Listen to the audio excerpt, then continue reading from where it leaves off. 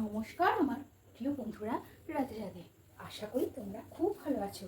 তোমরা কেমন আছো? আমি তো ভীষণ ভালো আছি, তোমরাও ভীষণ ভালো আছো।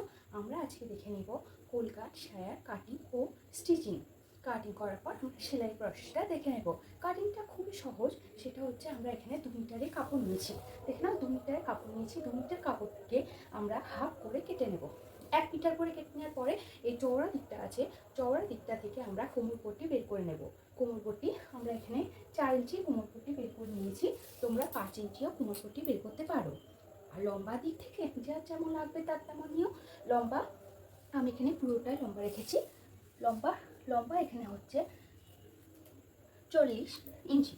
আমি সেই পুরোটা রেখেছি। কেউ যদি চাও একটু কম রাখতে তাহলে কম রাখবে। আর এই চওড়া দিক থেকে আমি আরও 1 ইঞ্চি মেপে নিয়ে কেটে নেব বেল্টের জন্য। সায়ার বেল্টের জন্য আমি এখানে 1 ইঞ্চি দাগ দিয়ে কেটে নেব। তোমরা এরকম প্রসেসে কাটিংটা করো, খুব সহজ প্রসেস এবং সহজভাবে হবে। আমি তারপরে স্টিচিংয়ের সময় তোমাদের নিয়ে চলে আসছি।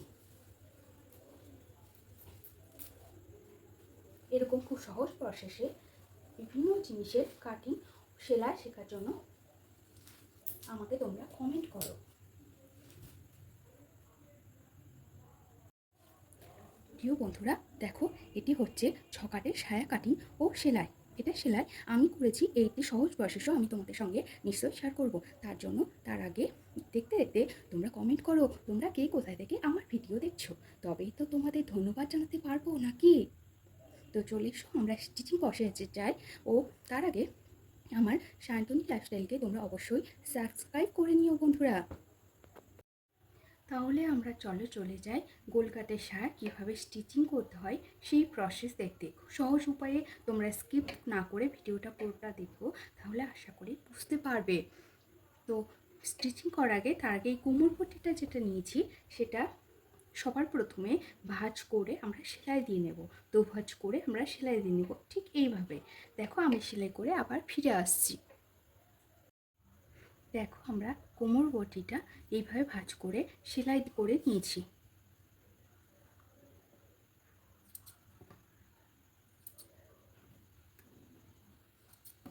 তারপরে এটা সরিয়ে দিয়ে কোমরপট্টি সরিয়ে দেওয়ার পরে যে বডি পার্টটা আছে সেটা দুটোকে একসাথে ধরে তোমরা সেলাই দিয়ে নেবে। দুপার্ট যে আলাদা আছে সেটিকে একসাথে ধরে তোমরা সেলাই করে নেবে, যাতে একটা হয়ে যায়। দুটো পার্ট একটা পার্টে পরিণত হবে। তো সেলাই করে আমরা ফিরে আসছি। দুটো পার্টকে একসাথে জয়েন করবার পরে এই জায়গাটা নখ দিয়ে চিড়ে দেবে, তাহলে তোমাদের সেলাই করতে সুবিধা হবে। পুরো অংশটাই প্রেস করবে।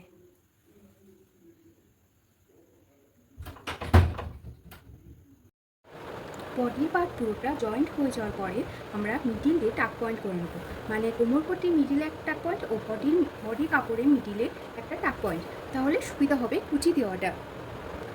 আমরা কুচিটা দেওয়ার জন্য কোমরপট্টির সোজা দিক এবং বডি যে পার্টটা সেটি উল্টো দিক বসিয়ে কুচি দেওয়া স্টার্ট করব।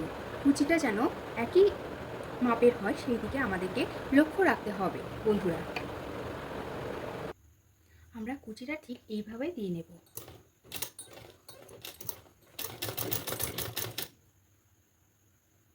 দেখো এই দুটো টাক পয়েন্ট মিলে গেছে। এই দুটো টাক পয়েন্ট যেন মিলে যায় সেই দিকে লক্ষ্য রাখবে।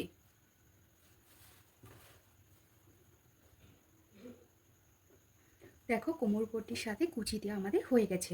এবার কোমরপট্টিটাকে ঘুরিয়ে নিয়ে একটা ছোট্ট ফোল্ড করে তোমরা এর উপরে বসাবে, সমান করে বসাবে আর সমানভাবে সেলাইটা দেবে, না তো দেখতে ফিনিশিং ভালো লাগবে না। দেখো আমরা কোমরপট্টিটা জোর লাগিয়ে ভাঁজ করে নিয়েছি। এবার আমাদেরকে এই দুটো পার্টকে এক করে নিয়ে কিছুটা গ্যাপ দিয়ে 4-5 ইঞ্চি মতো গ্যাপ দিয়ে আমাদেরকে টানা সেলাই করে নিতে হবে। তারপর নিচটা আমরা মুড়িয়ে নেব। আমি এটা সেলাই করে আবার ফিরে আসছি। এবারে আমরা 5 ইঞ্চি গ্যাপ দিয়ে তারপরে দুটো পার্টকে আমরা জয়েন্ট করে নেব।